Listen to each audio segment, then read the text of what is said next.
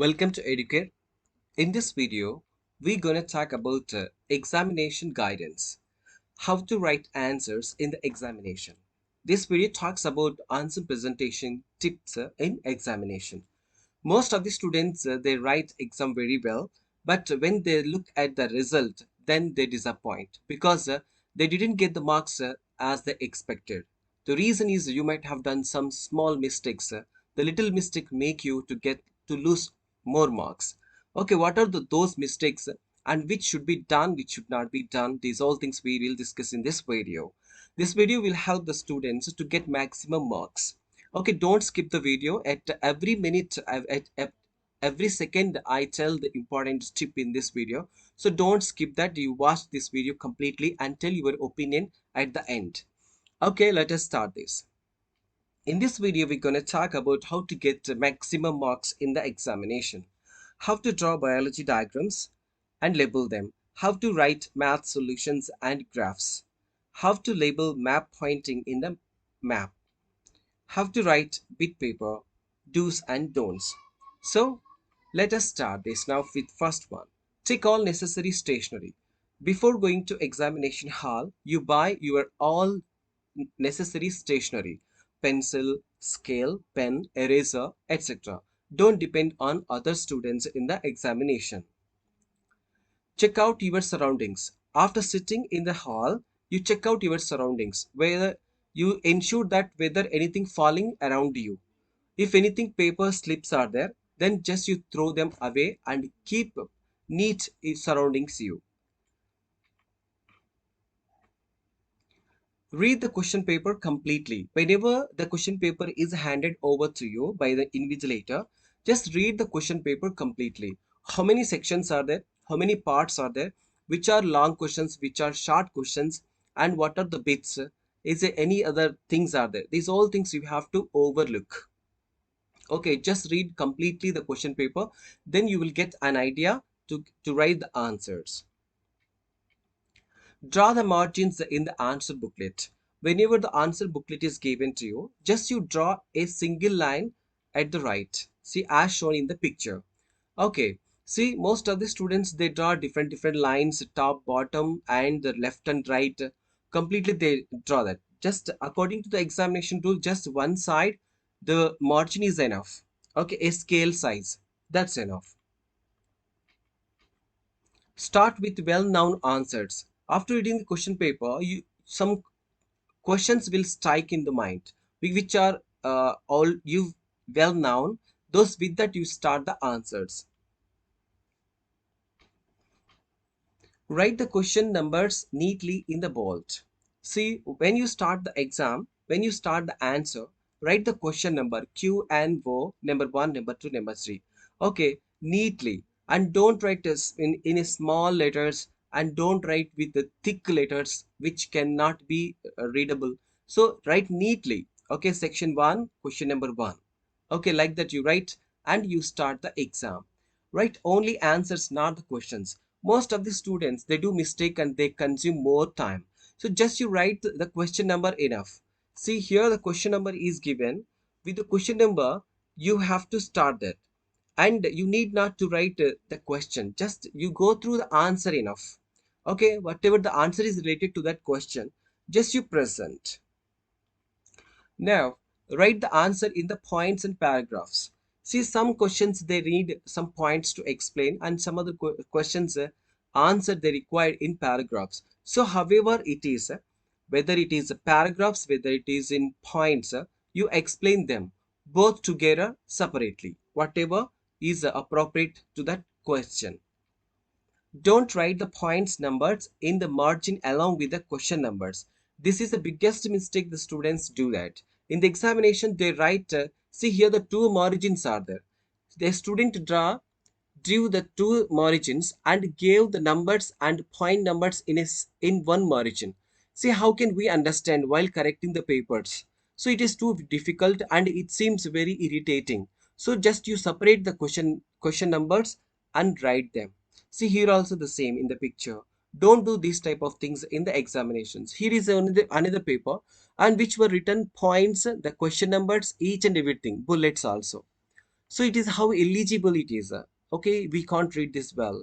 So this is wrong thing. Don't do such things. You write the answer in this way. See the question number 5. It's a paragraph and points within the body of the paper and should not cross the points into the margin. And the sixth one, okay, the question and answer. So in such a way you have to write the answer. Write the heading with an underline for every answer. You create a heading from the question and write for every question a heading and underline that and you start the answer. It looks very neat and tidy and it looks very attractive while correcting the paper. Then the pen fastly it runs. Write the heading with bigger than the answer. Okay, most of the students they don't write heading for the answer. Just they start. Okay, whenever the examination they write, just they start answer, but they forget to write the heading. So you people keep in mind. See, write every questions. Take out the heading from the question and start the answer. See how beautifully here the answer is presented. First, she wrote a heading and after picture, then afterwards the answer for that question. So it is in this way you have to write the answer. Write the answers without strikes. Present the answer neatly. Most of the students they do this. Whether it is a right, whether it is a wrong, just this give a strike and they write again new line. So don't do such things. Okay, it creates a bad impression on your paper while correcting. So present the answer neatly in such a way. Highlight the important points in the answer. Whenever the important points needed to highlight, there you highlight. You underline with different types of colors as shown in the picture. Try to write all short answers in a series. In the examination, you have to write different types of questions and answers. Some are essay type, some are short type, some are one word type. Okay, whatever it is, based on their type, try to write all in a series. If, for example, you are writing short answers, means write all short answers in a series. Then after go to the essay type answers. Okay, this is not a mandatory, but it seems very nice in the examination to correct the paper. Write full page for long answers. So whenever the long answers are asked, just you extend the answer and satisfy the examiner to give maximum marks. Write the bits neatly, don't give double answers. Most of the students they give double answers in the bit paper while doing that. They write A and they erase, they give strike and again they write B, C something. So if you write like this, no other answers are taken into consideration to award you the marks. So don't do such things. Here, this is the way to write neatly. Say, or give only one answer. Just you first, if you have any doubt, just you write with a pencil. After finalizing that answer, then you write with a pen. Don't start the new answer at insufficient space. And this is also important thing to bear in mind. See, whenever the answer is over, if one line space is remaining, in that space most of the students they start answer. Don't do that thing. Okay, you go to the next page. Draw the maths graphs neatly. And here the presentation of graphs, the presentation of problem solutions is very important in mathematics. Drawing graphs and try to present the solution in a one page completely. If it requires, then you go to the other page. And the graph also you have to present neatly. And most some students they draw first, then after they erase and they draw. So multiple times they do that and completely the graph's shape changes. So therefore they present that. Okay, that doesn't look very nice and it is untidy. Just keep that graph neatly.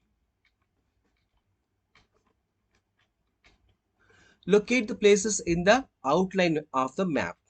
Okay, while locating the places, just you point it out where the place is. Okay, put a dot, then afterwards take a arrow against that and write its name.